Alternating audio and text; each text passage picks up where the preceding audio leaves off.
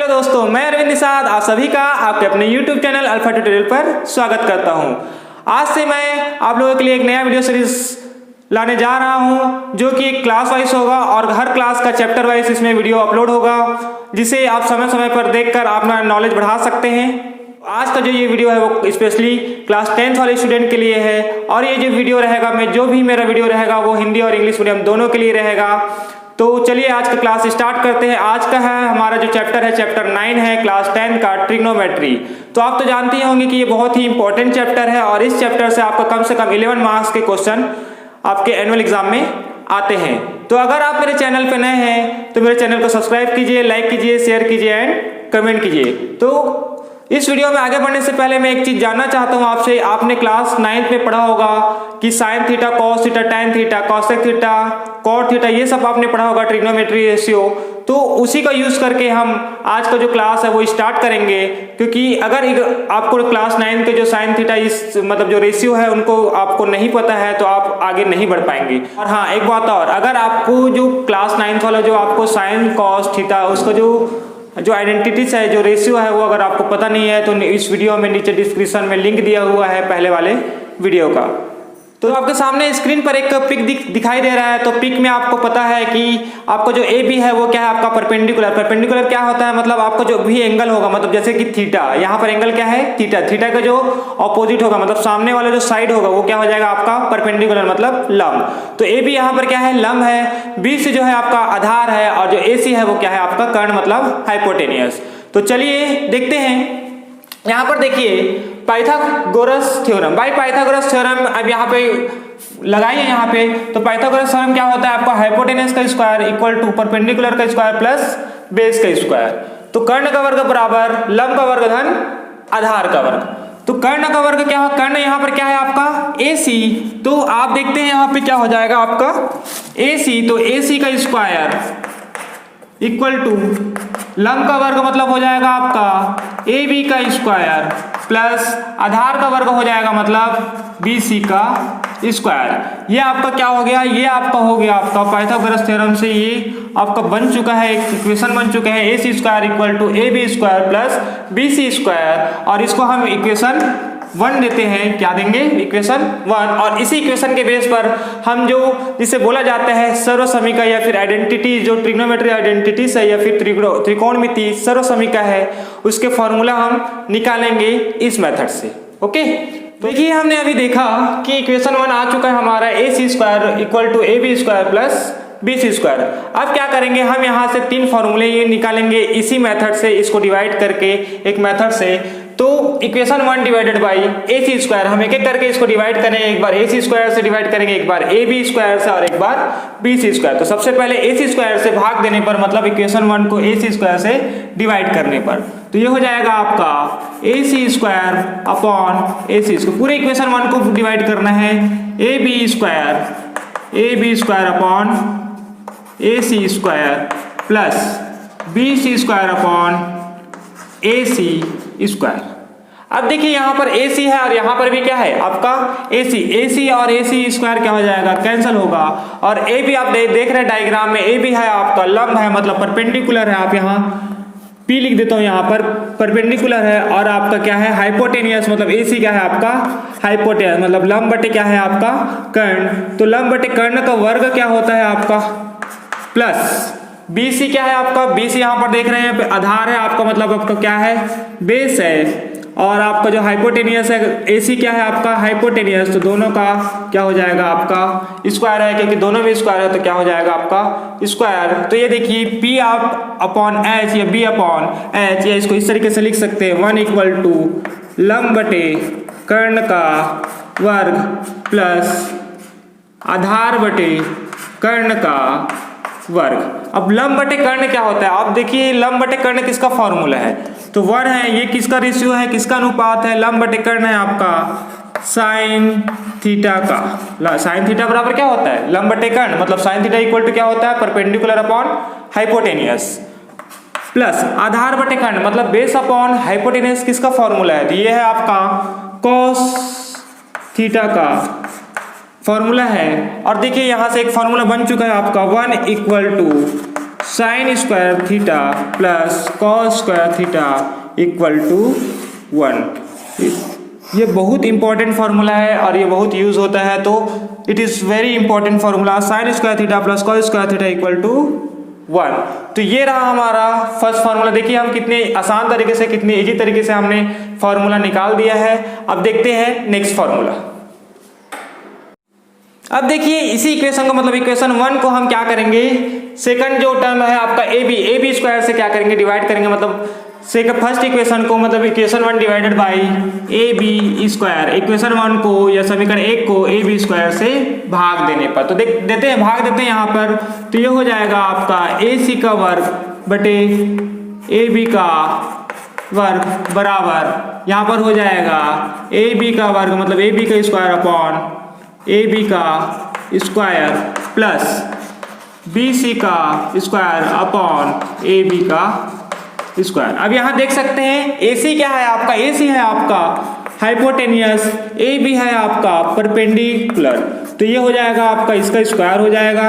A B क्या है आपका, ए बी से ए बी कैंसिल हो जाएगा, मतलब यहाँ क्या आएगा 1 हो जाएगा। और बी सी है आपका बेस, मतलब बी अपॉन ए बी है आपका लंब है, मतलब आपका क्या है परपेंडिकुलर है, तो बी अपॉन पी का स्क्वायर। या तो इस तरीके से लिख सकते हैं, देखिए ये हो जाएगा आपका कर्ण बटे लंब का वर्ग बराबर 1 प्लस बेस मतलब क्या होगा आपका आधार बटे ए बी है आपका लंब, तो ये हो जाएगा आपका आधार बटे लंब का वर्ग।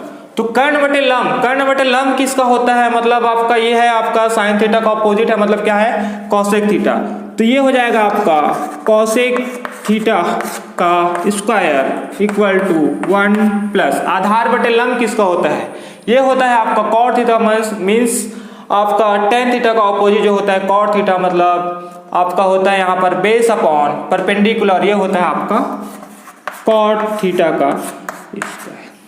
तो यहाँ पर एक फॉर्मूला फिर से बन गया, cosec square theta equal to 1 plus cot square theta. ये जो फॉर्मूला है वो सेकंड फॉर्मूला है, 1 plus cot square theta equal to cosec square theta. देखिए हम कितने आसान तरीके से, कितने इजी वे से हम इस फॉर्मूले को डिराइव कर रहे हैं। अब देखते हैं थर्ड फॉर्मूले में।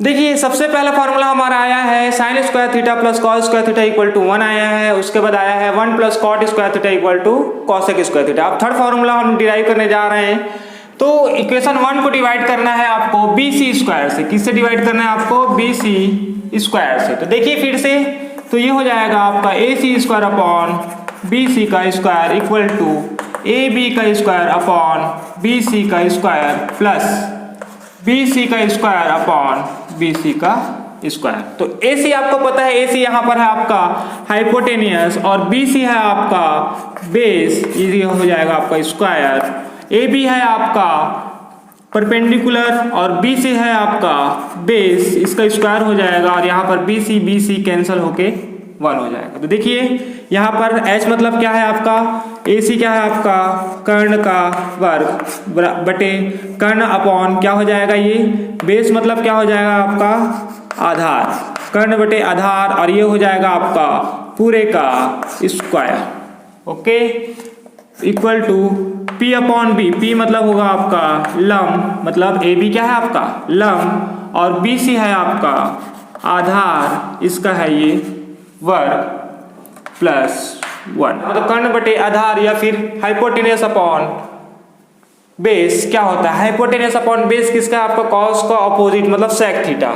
तो सेक थीटा इक्वल टू क्या होता है कर्ण बटे आधार, मतलब सेक थीटा का क्या हो जाएगा ये स्क्वायर। ये लंब बटे आधार किसका होता है आपको पता होना चाहिए, लंब बटे आधार होता है या फिर परपेंडिकुलर अपॉन बेस होता है आपका, ये होता है टेन थीटा प्लस 1। तो यहाँ पर एक फार्मूला और बन गया, sec square theta equal to tan square theta plus 1। Okay, तो ये हमारा 3 फार्मूले डिराइव हो गए हैं। अब 3 फार्मूले से हम मतलब टोटल 9 फार्मूले हम डिराइव करेंगे। देखिए कैसे करते हैं उसको। तो हमने सबसे पहले इक्वेशन देखा था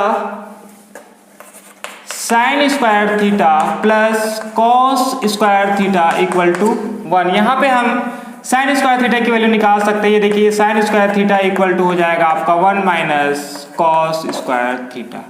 ये आपका एक ही फॉर्मूले से एक और फॉर्मूला यूज किया हमने, उसके बाद आपका हो जाएगा आपका कॉस स्क्वायर थीटा। ये देखिए यहाँ पे कॉस स्क्वायर थीटा है, आप साइन स्क्वायर थीटा को उधर ट्रांसफर कीजिए, पक्षांतर कीजिए, तो 1 माइनस साइन स्क्वायर थीटा। देखिए एक फॉर्मूले से मैंने 3 फॉर्मूला डिराइव कर दिया, sine square theta plus cos square theta equal to 1।